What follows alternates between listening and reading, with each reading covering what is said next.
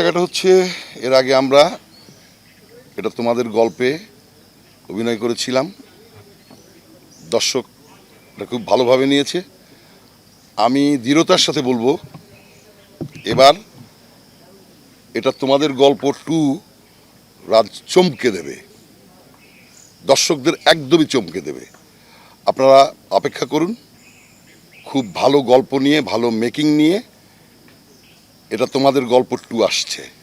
এইটা মানে মানে সৎ বাবা, মেহেরিনের সৎ বাবা, এটা এখন আমার নাম।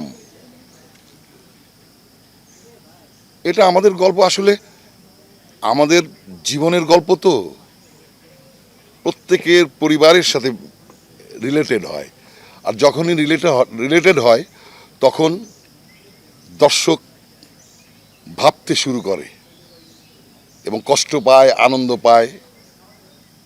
দর্শক আমাকে একদিন, এই কয়েকদিন আগে, এই যে শেষ পর্ব 50 পর্ব যেটা হলো, এত কাঁদাচ্ছেন কেন?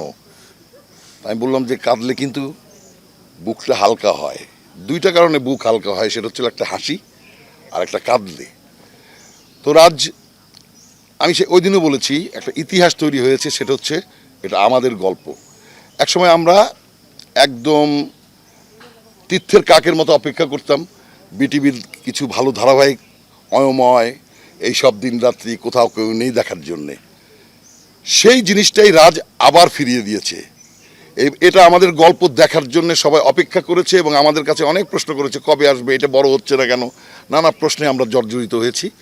এবং রাজের বুদ্ধিমত্তার জায়গাটা হচ্ছে সে এটাকে টেনে লম্বা না করে একদম অ্যাপ্রোপ্রিয়েট সময়ে গল্পটাকে শেষ করেছে, যে কারণে দর্শক আরও বেশি এটার সাথে রিলেটেড হয়েছে এবং এটা নিয়ে ভাবছে।